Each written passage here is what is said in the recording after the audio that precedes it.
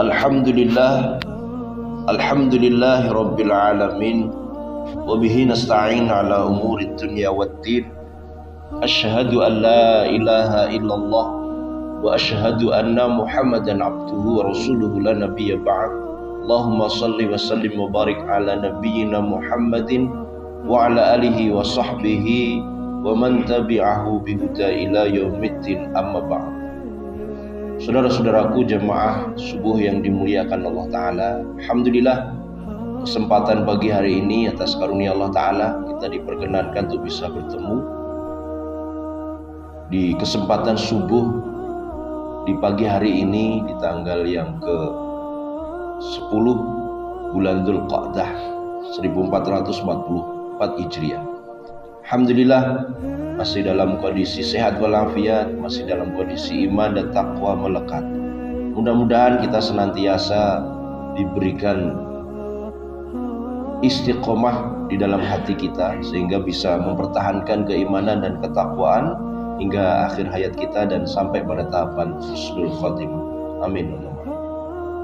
Saudara-saudaraku, pagi hari ini marilah kita renungkan sebuah nasihat Rasulullah Sallallahu Alaihi Wasallam yang termaktub di dalam sebuah hadis diriwayatkan oleh Imam Ibnu Majah dan lainnya dari jalur Abu Abbas Sahal bin Sa'ad,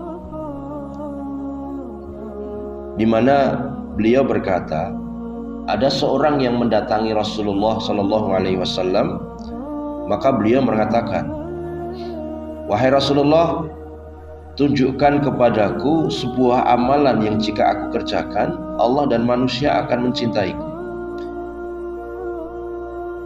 Ya Rasulullah, tallani alayya amalin idza amilathu ahbibni Allah wa ahbibni an-nas. Wahai Rasulullah, tunjukkan padaku sebuah amalan yang jika aku kerjakan, nanti aku dicintai Allah dan manusia. Maka kemudian beliau bersabda, zuhudlah terhadap apa yang ada pada manusia, izhad fit dunya yuhibbukallah. Maka engkau akan zuhudlah terhadap apa yang ada di dunia, maka engkau akan dicintai Allah. Wazhad fima indan nas yuhibbukan nas. Dan zuhudlah terhadap apa yang ada pada manusia, maka engkau akan dicintai manusia. Jadi Rasulullah memberikan jawaban yang luar biasa dari sebuah pertanyaan terkait dengan bagaimana supaya nanti aku bisa dicintai Allah dan juga dicintai manusia. Jawaban Rasulullah itu sama, zuhud. Zuhudlah pada apa yang ada pada dunia dan zuhudlah pada apa yang ada pada manusia, maka kamu nanti akan dicintai Allah dan dicintai manusia. Zuhud itu sering kita dengar. Apa sih maknanya zuhud itu? Dalam keterangan lebih jauh, para ulama menerangkan kaitan dengan zuhud itu adalah menuntut kecukupan terhadap dunia adalah perkara wajib. Sedang zuhud adalah tidak adanya ketergantungan dan terputusnya perhatian terhadapnya. Zuhud itu artinya tidak tergantung dan terpusat perhatiannya terhadap dunia. Itu makna dari zuhud.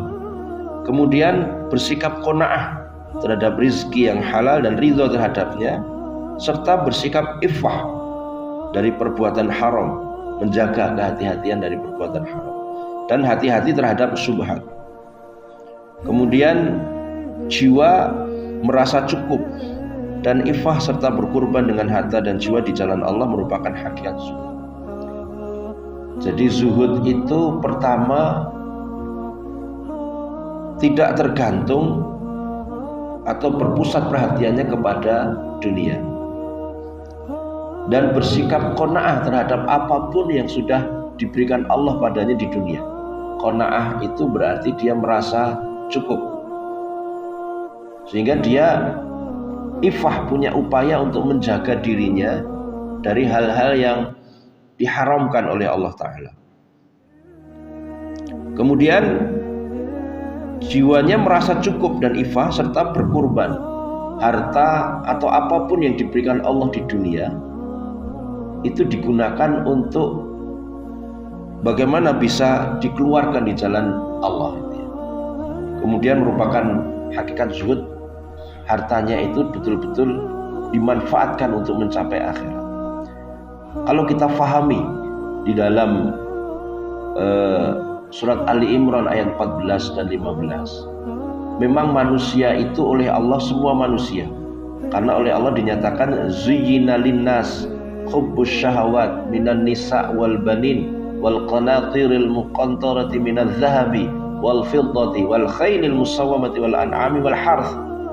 Oleh Allah setiap manusia itu dihiasi di dalam dirinya cinta terhadap syahwat dunia, berupa pasangan, anak, harta yang banyak, bisa berupa emas, perak, kendaraan yang bagus, kemudian tempat tinggal yang nyaman, sawah, ladang, dan semuanya.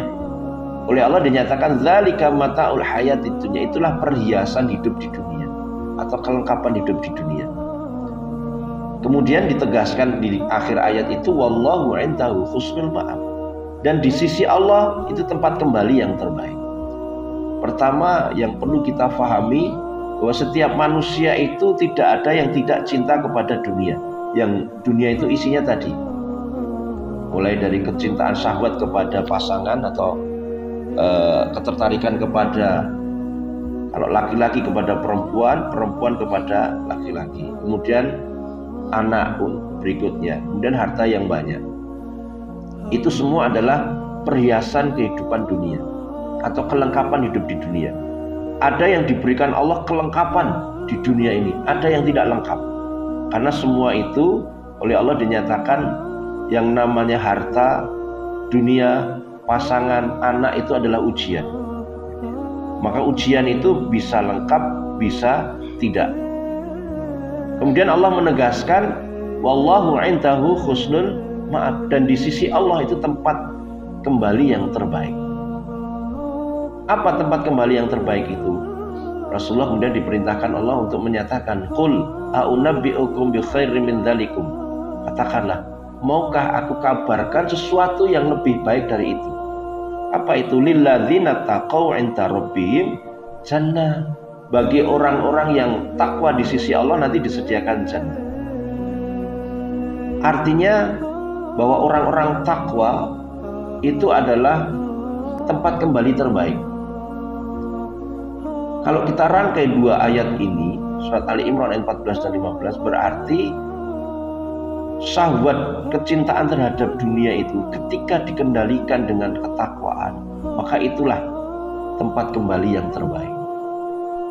Nah, pengertian zuhud yang mungkin selama ini ada yang memahami zuhud itu berarti tidak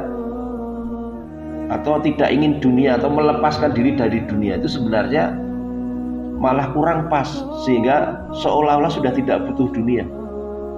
Ada yang menyatakan kalau zuhud itu ya sudahlah, kita tinggal di hutan saja, atau di gunung, tidak butuh dunia. Padahal Rasulullah itu prakteknya, loh, aku itu juga menikah, aku juga makan, aku juga bekerja, aku juga sholat malam, gitu ya. Suatu ketika ada sahabat yang diadukan oleh orang tuanya sendiri, karena memang setiap hari itu dia itu kalau malam sholat malam, siangnya itu menghafalkan Al-Quran, gitu ya. Jadi sampai istrinya pun nek cara Jawa itu nggak diperhatikan, itu rati gagas. Kemudian disampaikan kepada Rasulullah, dipanggil itu pemuda itu, wahai anak muda, apa yang kamu lakukan? Saya setiap hari begini ya Rasulullah, setiap hari khatam, setiap hari puasa. Kemudian dinasihati Rasulullah, loh, aku itu juga menikah, aku itu juga punya anak, aku itu juga puasa, aku itu juga. Tapi puasa yang terbaik itu adalah puasa Nabi Daud. Kemudian menghatamkan yang terbaik itu oleh Rasulullah, jangan setiap hari. Bagaimana kalau 7 hari sekali? Ditawari Rasulullah, oh jangan, saya masih sanggup ya Rasulullah. Jangan, kamu masih 7 hari sekali, nanti ada orang-orang yang tidak engkau perhatikan, maksudnya istrinya. Terus kalau begitu 15 hari sekali, maka disepakati 15 hari sekali atau minim 1 bulan sekali. Puasa yang terbaik adalah puasa Nabi Daud. Itu supaya ada kesempatan untuk berinteraksi dengan yang lain. Maka ketika ada pengertian zuhud, meninggalkan dunia ini sehingga tidak punya pasangan. Kalau di dunia ahli kitab itu ada namanya ruhbaniyah. Ruhbaniyah itu dia berupaya untuk mensucikan dirinya. Dia tinggal di biara, kemudian tidak menikah, tidak apa-apa, hanya untuk mendekatkan diri pada Allah. Ada pula di kalangan-kalangan tertentu di umat Islam ini ada yang punya anggapan seperti itu, punya pendapat seperti itu, sehingga dia menyendiri, berkhalwat di gunung, di hutan, menyendiri dalam rangka untuk apa? Zuhud katanya. Nah, ini pendapat yang menurut saya memang kurang pas, karena Allah menyatakan bahwa di dalam surat 28 ayat 77, justru apapun yang diberikan Allah di dunia ini itu dalam rangka untuk mencari akhirat. Maka zuhud tadi itu bukan berarti meninggalkan dunia, tapi fokusnya bukan pada dunia. Dunia itu juga diupayakan seperti bagaimana Rasulullah tadi, tapi dikendalikan dengan takwa. Kalau ketakwaan itu mengendalikan dunia, maka insya Allah segala sesuatunya itu malah justru bermanfaat untuk kehidupan akhirat. Maka surat Al-Qasas ayat 77 itu, wabtaghi fi ma ataqallahu daral akhirah wa la tansa nasibaka minad dunya wa ahsin kama ahsanallahu ilaika. Jadi apapun yang diberikan Allah di dunia dengan upaya yang telah kita jalani, karena memang untuk dunia pun ternyata juga kita diperintahkan untuk berusaha atau mencari. Contohnya di dalam surat Jum'ah, wa idza quliyatis shalatu fantashiru fil ard wabtaghu min fadlillah wadhkurullaha katsiran la'allakum tuflihun. Ketika selesai dari salat Jumat, bertebaranlah di muka bumi, carilah karunia Allah. Rizki di dunia itu juga harus dicari, tapi fokusnya bukan untuk memperbanyak uang, untuk memperbanyak dunia. Karena kalau fokusnya ke sana, kita khawatir sebagaimana surat Al-Haakumut Takatsur, At-Takatsur itu. Kalau sudah fokusnya ke dunia, maka kita akan berbanyak-banyak. Artinya apa? Rasulullah menggambarkan manusia itu punya sifat dasar. Kalau diberi emas satu gunung emas satu, maka dia akan minta yang kedua. Kalau sudah dikasih dua, maka dia akan berupaya untuk mencari yang ketiga. Maka ketika fokusnya kepada dunia, justru dia nanti akan terjebak. Al-Haakumut Takatsur hatta zurtumul maqabir, sehingga sampai menjelang kubur pun ternyata yang difikirkan itu hanya harta. Maka saudara-saudaraku sekalian, nasihat Rasulullah ini, zuhudlah terhadap apa yang ada pada dunia, maka kamu nanti akan dicintai oleh Allah. Artinya apa? Dunia ini kita tidak terfokus, kita tidak terpedaya oleh kehidupan dunia. Meskipun dunia tidak boleh kita lupakan, wala tansa nasibaka minad dunya, tapi dunia ini adalah sarana untuk mencari akhirat. Itulah sifat zuhud. Kemudian hakikatnya lagi tadi zuhud, bagaimana harta yang kita miliki di dunia ini, artinya dunia ini bagaimana supaya bisa dijadikan untuk sarana untuk dakwah, sarana untuk jihad fi sabilillah. Kemudian yang kedua, zuhud terhadap apa yang ada pada manusia. Berarti dia memiliki sifat yang qanaah. Qanaah itu berarti dia merasa cukup apa yang diberikan Allah kepadanya, ridho terhadap apa yang diberikan. Kalau tadi dinyatakan Allah kelengkapan atau perhiasan dunia itu lengkap semua, kalaupun tidak lengkap berarti dia juga ridho, karena hakikatnya di dunia ini ujian. Kadang-kadang kita itu dikaruniai yang lengkap, pasangan punya, anak punya, rumah punya, mobil punya, pekarangan punya, emas punya, semuanya punya. Tapi ada yang tidak lengkap. Maka ketika kita berupaya untuk zuhud terhadap apa yang diberikan Allah kepada manusia, berarti kita tidak ada rasa iri, tidak ada rasa dengki, tapi yang muncul adalah sikap qanaah dan ridho terhadap apa yang diberikan Allah, maka insya Allah kita juga akan dicintai manusia, karena tidak ada rasa iri, tidak rasa dengki gitu ya. Malah justru kita bersyukur ada saudara kita yang diberi nikmat Allah.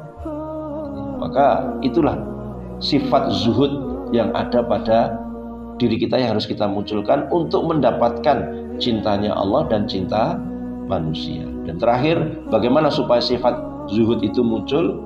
Maka kecintaan terhadap dunia ini harus diredam dengan cara bagaimana? Memahami bahwa dunia ini betul-betul hanya sementara. Oleh Allah dinyatakan di dalam surat 57 ayat 20, "I'lamu annamal hayatud dunya la'ibun wa lahwun wa tafakkurun bainakum." Ketahuilah bahwa kehidupan dunia ini itu hanyalah permainan, hanya senda gurau, dan semuanya nanti akan lenyap, akan hancur, sebagaimana tanaman padi misalkan digambarkan Allah dalam ayat itu, yang menakjubkan petani ketika muncul hijau, tapi tiba-tiba nanti menguning, mengering dan mati. Dan ternyata manusia nanti seperti itu. Maka di akhir ayatnya menyatakan wa mal hayatud dunya illa mata'ul ghurur. Tidaklah kehidupan dunia itu hanya mata'ul ghurur, perhiasan yang fata morgana. Karena masih sementara, masih permainan. Dan di dalam surat Al-Ankabut ayat 64, wa mal hayatud dunya illa lahwun wa la'ib. Waladdarul akhirah lahyal hayawan. Tidaklah kehidupan dunia itu hanya senda gurau, hanya permainan. Dan kehidupan yang sebenarnya itu adalah kehidupan yang di akhirat. Artinya kehidupan yang tidak ada permainan lagi, bukan main-main, tapi sesungguhnya, karena di sana hidup yang sejati, yang abadi. Bahagia ya abadi, derita ya abadi. Tinggal kita pilih yang mana. Itulah kehidupan akhirat. Maka Rasulullah menggambarkan dunia ini ibarat jari kita dicelupkan ke laut, kemudian ditarik lagi, maka tetesan air itu, itulah dunia. Yang ada di lautan itu akhirat. Maka kalau kenikmatan dinyatakan nikmat yang qalil, nikmat yang hanya sedikit. Kalau waktu itu hanya sebentar, sementara. Untuk itu, saudara-saudaraku, marilah kita berupaya untuk memiliki sifat zuhud di dalam diri kita, dengan cara memahami bahwa kehidupan yang sejati itu adalah di akhirat. Kita di sini tugas kita adalah mengumpulkan bekal perjalanan kita untuk menuju kehidupan yang sebenarnya, yaitu kehidupan akhirat dengan berbekal ketakwaan. Mudah-mudahan dengan ini kita bisa lebih takwa, lebih zuhud kepada Allah maupun kepada manusia. Mudah-mudahan bermanfaat. Ada kurangnya mohon dimaafkan, ada kelirunya insyaallah kita revisi dan sepakat. Kita akhiri dengan bacaan alhamdulillahirabbil alamin. Subhanakallahumma rabbana wa bihamdik, asyhadu an la ilaha illa anta, astaghfiruka wa atubu ilaik. Assalamualaikum warahmatullahi wabarakatuh.